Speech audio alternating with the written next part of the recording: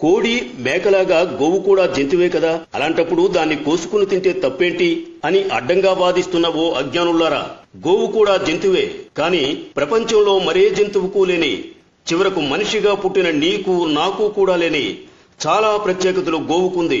అందుకే హిందువులు తమ తల్లి తరువాత తల్లి స్థానాన్ని ఇచ్చి గోమాత అని గౌరవంగా పిలుస్తూ పూజిస్తారు. నీ చదువు, నీ సంస్కారం, నీ విచక్షణ, నీ విజ్ఞత, నిజాన్ని నిజాయితీగా స్వీకరించే వ్యక్తిత్వం నీలో ఉంటే గోమాత గురించి కొన్ని నిజాలు చెబుతా.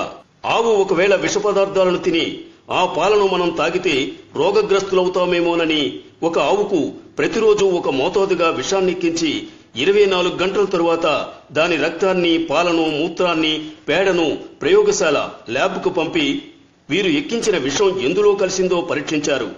అలా ఒకరోజు 2 రోజులు కాదు, ఏకంగా 90 రోజులు ఢిల్లీలోని AIIMS, all India institute of medical sciences కు పంపి పరీక్షించారు.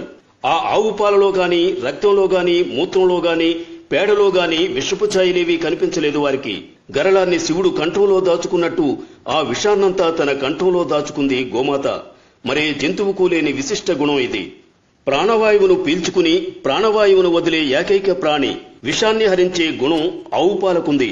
వైద్య శాస్త్రానికే అర్థం కాని రోగాలను సైతం తన మూత్రంతో తరిమి కొట్టగల శక్తి గోమాతది. ఆవు నెయ్యి, బియ్యం రెండూ కలిపి వేడి చేస్తే ఇథిలిస్ ఆక్సైడ్, ప్రోపలిస్ ఆక్సైడ్ అనే శక్తివంతమైన వాయువులు విడుదలవుతాయి. కృత్రిమ వర్షాన్ని కురిపించడానికి ప్రోపలిస్ ఆక్సైడ్ శ్రేష్టమైనది. గోమూత్రం ప్రపంచంలోనే సర్వోత్తమమైన కీటకనాశిని. గోవు పేడ, మూత్రం ద్వారా తయారయ్యే మందులతో ఉదరకోశ వ్యాధులను నయం చేయవచ్చు. ఇళ్లను, వాకిళ్లను ఆవు పేడతో అలికితే రేడియో ధార్మిక కిరణాల నుండి మనల్ని కాపాడుకోవచ్చు. ఆవు పేడలో కలరా వ్యాధిని వ్యాపింపజేసే క్రిములను నాశనం చేసే శక్తి ఉంది. 1 తులం నెయ్యిని అగ్ని యజ్ఞంలో వాడితే 1 టన్ను ప్రాణవాయువు, ఆక్సిజన్ ఉత్పత్తి అవుతుంది. గోమూత్రం గంగాజలమంత పవిత్రమైనది. గోరక్షణ వల్లనే మన జాతి, మన ధర్మం రక్షింపబడును. గోరక్షణ స్వరాజ్య సముపార్జన కంటే ఏమాత్రం తక్కువ కాదు. గాంధీజీ. ఆవు పాలలో రసాయస్, ఆవు నెయ్యిలో అమృతం ఉంది. దాని మాంసం తింటే రోగిష్ఠులవుతారు. మహమ్మద్ ప్రవక్త. 1 గోవును చంపితే 1 మనిషిని చంపినట్టే. యేసుక్రీస్తు. గో క్షీరము గొప్ప మందు, దాని నెయ్యి గొప్ప ఆరోగ్యప్రదాయిని, దాని మాంసం రోగకారకము. హజరత్ మహమ్మద్. గోవులు మానవ సమాజమునకు 1 గొప్ప వరము.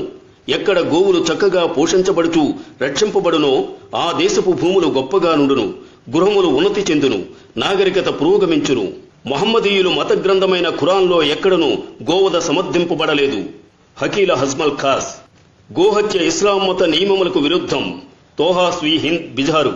భిన్నత్వంలో ఏకత్వం ప్రపంచంలో ఒక్క భారతదేశంలో తప్ప మరెక్కడైనా చూడగలవా? నువ్వు హిందువైనా, ముస్లిమైనా, క్రిస్టియన్ అయినా నా దేశంలో ఉన్నంత వరకు భారతీయుడివి. నా దేశ సంస్కృతి సంప్రదాయాలను గౌరవించడం నీ ధర్మం. స్వేచ్ఛ అంటే నీకు నచ్చినట్టు బ్రతకడం కాదు, నీ ఈ దేశం మెచ్చేటట్టు బ్రతకడం. వందే మాతరం.